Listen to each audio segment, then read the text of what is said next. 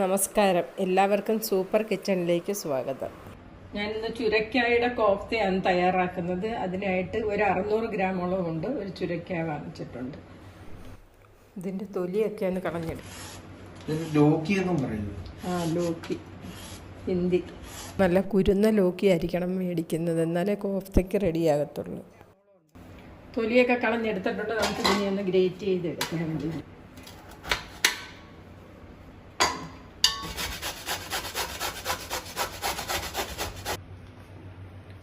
നമ്മളെല്ലാം ഗ്രേറ്റ് ചെയ്തെടുത്തിട്ടുണ്ട്. ഇതിലോട്ടൊരു അല്പം ഉപ്പിട്ട് കൊടുക്കുക. 1/2 ടീസ്പൂൺ ഉപ്പിട്ട് ഇതെല്ലാം കൂടെ ഒന്ന് മിക്സ് ചെയ്യാം. നമുക്കിത് പിഴിഞ്ഞ് ഇതിൻ്റെ വെള്ളം ഒന്ന് മാറ്റിയെടുക്കാം. ജ്യൂസില്ലേ ഇതിൻ്റെ, നന്നായിട്ട് പിഴിഞ്ഞെടുക്കണം. പക്ഷെ നമ്മൾ ഈ വെള്ളം കളയത്തില്ല, പിന്നീട് നമുക്കത് യൂസ് ചെയ്യാം. അതുപോലെ നമുക്കെല്ലാം പിഴിഞ്ഞെടുക്കാം. എല്ലാം പിഴിഞ്ഞെടുത്തിട്ടുണ്ട്. ഇതുണ്ട് ഈ വെള്ളം, ഇതിൻ്റെ ഈ ജ്യൂസില്ലേ, ഇത് നമുക്ക് പിന്നീട് ചേർക്കാം. ഇത് ഇരിക്കട്ടെ.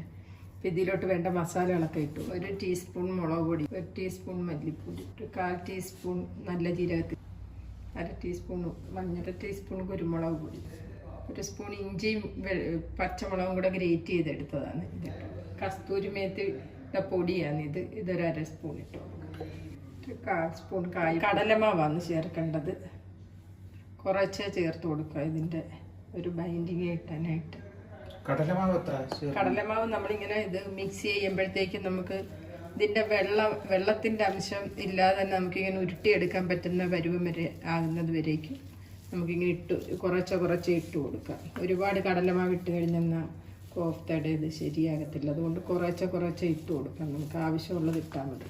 ഞാൻ 1 കപ്പ് കടലമാവ് എടുത്തതാണ്. ഇതിൽ നിന്ന് കുറച്ചാണ് ഇടുന്നത്. ഇതിൻ്റെ ജ്യൂസ് അങ്ങ് പിഴിഞ്ഞ് മാറ്റുന്നത് എന്താണെന്ന് വെച്ചാൽ ഒരുപാട് കടലമാവില്ലെന്ന രീതിയിൽ ചേർക്കേണ്ടി വരും. അതുകൊണ്ടാണ് നമ്മൾ ഇതിൻ്റെ ആ ജ്യൂസ് അങ്ങ് പിഴിഞ്ഞ് മാറ്റുന്നത്.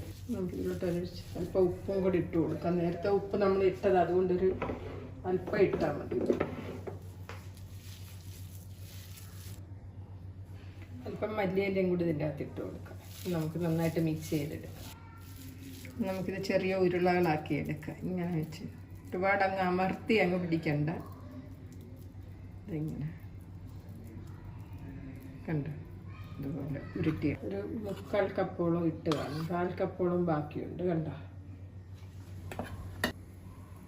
എല്ലാം വേണ്ട ഇതുപോലെ ബോളാക്കി എടുത്തിട്ടുണ്ട്. ചൂടാകാനായിട്ട് ഓയിൽ വെച്ചിരിക്കുകയാണ്. ഇത് ചൂടായിട്ട് നമുക്ക് അതിലോട്ട്, ഓയിൽ ചൂടായിട്ടുണ്ട്, നമുക്ക് ഇതിലോട്ട് ഇട്ട് കൊടുക്കാം. ഫ്ലെയിം മീഡിയത്തിൽ വെച്ചേ ഇടാവുള്ളൂ, അല്ലെന്നൊരു പെട്ടെന്ന് കരിഞ്ഞു പോകും.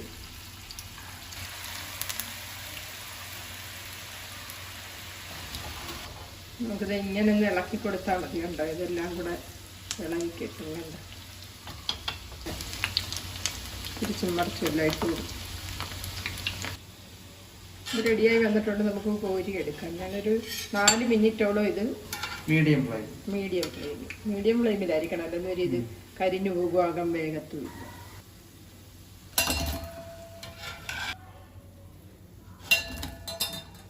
നമുക്ക് അടുത്തത് ഇട്ടു. ഇത് റെഡിയായിട്ടുണ്ട്. നമുക്കിതും കോരി എല്ലാം നമ്മൾ ഇത് ഫ്രൈ ചെയ്തെടുത്തിട്ടുണ്ട്. ഇനി നമുക്കിതിന് വേണ്ട മസാല തയ്യാറാക്കാം. നമുക്കിതിന് വേണ്ട ഗ്രേവിക്ക് വേണ്ടി ഇതുണ്ട്. ഞാൻ 2 വലിയ സവാള എടുത്ത് ചെറുതായിട്ട് അരിഞ്ഞെടുത്തതാണ്. ഇത് നമുക്കൊന്ന് അടിച്ചെടുക്കാം. 3 വെളുത്തുള്ളി, 1 പീസ് ഇഞ്ചി, 7 കാഷ്യൂനട്ട് ഞാൻ വെള്ളത്തിലിട്ട് വെച്ചിരുന്നതാണ്. 1/2 മണിക്കൂറിന് മുമ്പ് ഇതുകൂടി ഇട്ട് കൊടുക്കാം. എല്ലാം കൂടെ നമ്മൾ അടിച്ചെടുത്തിട്ടുണ്ട്. പിന്നെ നമുക്കിതിലോട്ട് തന്നെ 3 തക്കാളി ഇട്ട് അല്പം മല്ലിയില, അതിൻ്റെ തണ്ടും കൂടെ, 1 ടീസ്പൂൺ മുളക്, 1 ടീസ്പൂൺ മല്ലിപ്പൊടി, 1/4 ടീസ്പൂൺ മഞ്ഞൾ, 1/4 ടീസ്പൂൺ നല്ല ജീരകത്തിൻ്റെ പൊടി. നല്ല ജീരകത്തിൻ്റെ പൊടിയായിട്ട് ഇതെല്ലാം കൂടെ നമുക്കൊന്ന് അടിച്ചെടുക്കാം. തക്കാളി എല്ലാം അടിച്ചെടുത്തിട്ടുണ്ട്. നമുക്ക് തയ്യാറാക്കാം. 1 ടേബിൾ സ്പൂണോളം ഓയിൽ ഒഴിക്കുകയാണ് ഇതിലോട്ട്. നമ്മളാ പൊരിച്ച ഓയിലില്ലേ, അതിൽ നിന്ന് തന്നെ ഞാൻ എടുക്കുക. ഓയിൽ ചൂടായിട്ടുണ്ട്. നമുക്ക് സവാള അടിച്ച് വെച്ചിട്ട് എത്ര സവാളയായിരുന്നു? രണ്ട് സവാള. രണ്ട് വലിയ സവാള അടിച്ചതാണ് ഇപ്പോൾ എണ്ണക്കകത്ത് എടുത്തത് 600 ഗ്രാം.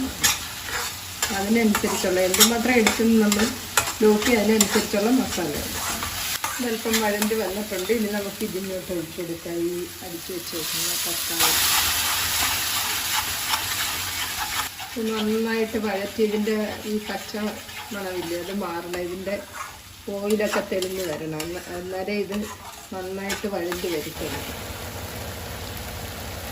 നമുക്കിത് അരപ്പൊക്കെ ഒന്ന് നന്നായിട്ട് വെന്ത് വരാനായിട്ട് നമുക്കിതൊരു 2 മിനിറ്റത്തേക്കൊന്ന് അടച്ച് വെക്കാം. ഇത് വളരെ സിമ്മാക്കി വെച്ചേക്കുവാണ് ഞാൻ.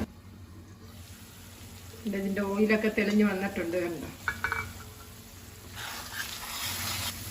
1/2 സ്പൂൺ ഗരം മസാലപ്പൊടി. ഇതെന്താ തിളപ്പിച്ച് ഞാൻ വെച്ചിരുന്ന വെള്ളമാണ്, ചൂടുവെള്ളമാണ്. ഇത് ഒഴിച്ചു കൊടുക്കുന്നത് ഇതിലോട്ട് ഗ്രേവിക്ക് ആവശ്യമായിട്ടുള്ളത്.